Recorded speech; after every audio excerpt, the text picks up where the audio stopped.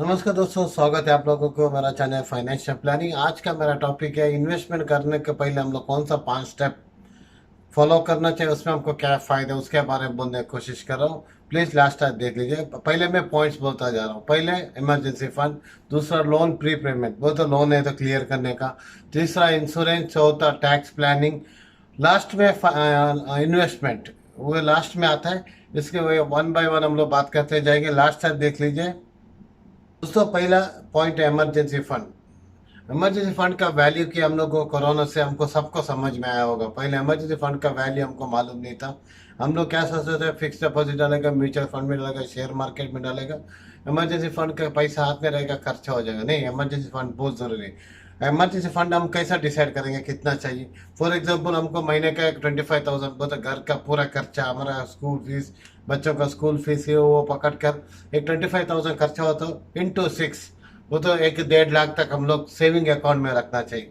आप लोग सोचता होगा सेविंग अकाउंट में क्या इंटरेस्ट मिलता है। इंटरेस्ट नहीं मिलता। इमरजेंसी के टाइम में आपको पैसा आपका हाथ में नहीं तो पैसा रहकर भी फायदा नहीं। दूसरा स्टेप पे उसमें वही 25,000 को इंटू 12 कर एक 3 लाख तक फिक्स डिपॉजिट में रखना चाहिए। तब सेविंग अकाउंट से थोड़ा ज़्यादा ही पैसा मिलता है। वो कभी भी निकाल सकते हैं, कुछ टेंशन नहीं। वो निकालने का जरूरत भी नहीं आएगा, क्यों, हमारे पास 1.5 लाख ऑलरेडी है।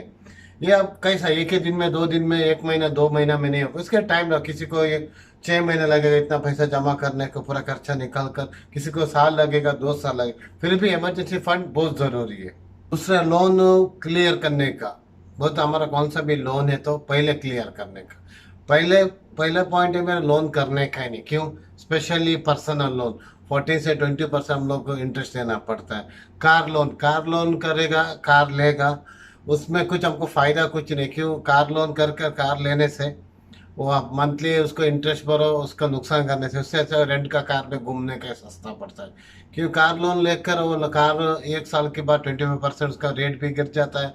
एक बार शोरूम से आपका हाथ में आ गया, उसका प्राइस गिर गया, बाद में उस कितना डाला उतना पैसा भी नहीं मिलेगा। ऊपर से उसका पेट्रोल का खर्चा, इंश्योरेंस, मेंटेनेंस बोलकर आपको उसमें साल का 20% नुकसान ही है, फायदा कुछ नहीं। इसके लिए बहुत कार रेंट में कार मिलते हैं, वो आसानी से हम लोग एफोर्ड कर सकते हैं। हमारा पूरा इन्वेस्टमेंट हुआ है। मैं आप बोलने आगे का पांचों स्टेप होने के बाद हम कार लेगा, कुछ उधारी नहीं, तब कार का फायदा है। अब कार लोन के बारे में मैं कार लोन के मना किया, पर्सनल लोन मना किया, होम लोन मना नहीं कर रहा हूँ। होम लोन लेगा अच्छा, उसमें हमको टैक्स बेनिफिट भी मिलते हैं। ऐसा बोलकर होम लोन 20 साल का 20 साल रगाड़ कर नहीं रखने का। कितना जल्दी तो उतना जल्दी ज़्यादा पैसा पे करके कर होम लोन भी क्लियर करेगा तो हम लोग इंटरेस्ट भरने का पैसा कम होता है। फॉर एग्जाम्पल 30 लाख का आप होम लोन लिया तो 20 साल रखेगा तो 30 + 35, वो तो बढ़ते बढ़ते 65 लाख हो जाएगा कम से कम। इससे अच्छा आप लोग होम लोन लिया तो भी फटाफट क्लियर करते जाएगा, दूसरा बिना फालतू इन्वेस्टमेंट कर बिना कर कर उसमें आपको आप उधर से मुक्ति हो जाए। इसके लिए होम लोन लिया तो भी 20 साल के तो एटलीस्ट एक 8 से 10 साल के अंदर वो क्लियर करना चाहिए। तीसरा पॉइंट है इंश्योरेंस प्लानिंग। इंश्योरेंस में लाइफ इंश्योरेंस है और एक दूसरा हेल्थ इंश्योरेंस है। पहले मैं लाइफ इंश्योरेंस के बारे में बात करता हूँ। लाइफ इंश्योरेंस किसको जरूरत है, घर में एक ही आदमी कमाता है, उसको ज़्यादा सैलरी नहीं है, उसको कुछ अप एंड डाउन होता है, उसका फैमिली के सपोर्ट के लिए हेल्थ लाइफ इंश्योरेंस चाहिए। वही उसका अच्छा कमाई है, उसको कुछ वो कल सुबह कुछ मर गया तो भी कुछ फर्क नहीं पड़ता, अप एंड डाउन हुआ तो उसका लाइफ में उसको इंश्योरेंस का जरूरत नहीं है। लाइफ इंश्योरेंस की क्यों, लाइफ इंश्योरेंस में 4 से 5, ज़्यादा से 6% मिल, उसके आगे कुछ ज़्यादा मिलता नहीं। वही हेल्थ इंश्योरेंस फैमिली में सबको चाहिए। क्यों, एक बार हॉस्पिटल में जाएगा तो 3 से 5 लाख कैसा जाता है मालूम नहीं पड़ेगा। छोटी छोटी बीमारी के लिए भी 10, 15, 20 हज़ार का कुछ वैल्यू नहीं। इसके लिए एक आदमी को मिनिमम 3 से 5 lakh coverage health insurance family में सबको चाहिए। लाइफ इंश्योरेंस कौन कमाता है, उसको ज़्यादा सेविंग नहीं है, उसके इनकम नहीं है, उसको कुछ अप एंड डाउन हुआ तो उसको चाहिए। कौन अच्छा कमाई है, ऑलरेडी उसका सेविंग है, इन्वेस्टमेंट है, उसको हेल्थ लाइफ इंश्योरेंस का ज़रूरत ही नहीं। नंबर 4 है टैक्स प्लानिंग। टैक्स प्लानिंग वो तो सब सोचे टफ जॉब है, हम कैसा टैक्स प्लानिंग करें। टैक्स प्लानिंग में कुछ नहीं है। एनपीएस, पीपी, उसमें हम लोग पैसा डालेंगे तो गवर्नमेंट ने अभी तक उसमें टैक्स नहीं डाला। उसमें 1.5 लाख तक हम लोग को साल का इन्वेस्ट कर कर हमारा टैक्स बचा सकता है। क्यों, ये तीनों स्टेप कर कर PP, NP, national pension plan में पैसा नहीं डाला, इन्वेस्ट नहीं किया, वो बहुत बड़ा गलती होता है। पर क्यों? हमको रिटायरमेंट में कुछ तो कमाई चाहिए, ये चाहिए, पैसा चाहिए। इसके लिए पेंशन प्लान बहुत ज़रूरी है। इसमें टैक्स में भी हमको छूट मिलती है और बहुत बेनिफिट भी है इसमें। नंबर 5 और आखिरी का पॉइंट क्या होता है? Investment planning. इन्वेस्टमेंट प्लानिंग में अभी बोल रहा हूँ, हम लोग इन्वेस्टमेंट करने का पहला स्टेप में इमरजेंसी फंड में स्टार्ट किया। क्यों?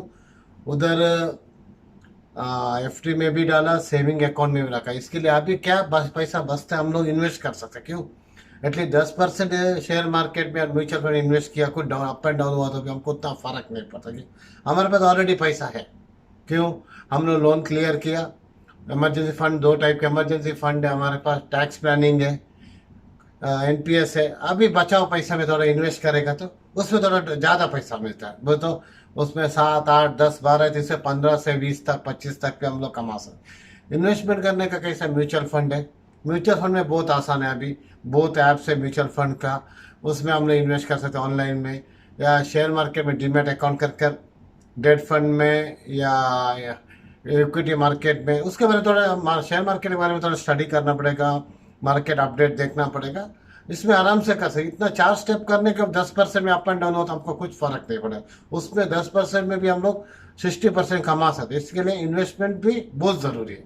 ये चारों स्टेप करने के बाद इन्वेस्टमेंट करेगा तो हमको उतना नुकसान नहीं होता। हम लोग एक स्टेप जब इमरजेंसी फंड नहीं रखा, इन्वेस्टमेंट स्टार्ट किया, पैसे का ज़रूरत पड़ा, तब शेयर मार्केट डाउन रहेगा, तब हमको शेयर बेचना पड़ेगा पैसे के लिए। इसके लिए चारों स्टेप करके 5वां स्टेप इन्वेस्टमेंट के लिए बहुत अच्छे। दोस्तों, उम्मीद करता हूँ इसमें आपको कुछ ना कुछ फ़ायदा होगा। लाइक कर दीजिए, आपको पसंद हुआ तो सब्सक्राइब कर दीजिए, बेल बटन दबा दीजिए। Thank you, thank you, thank you.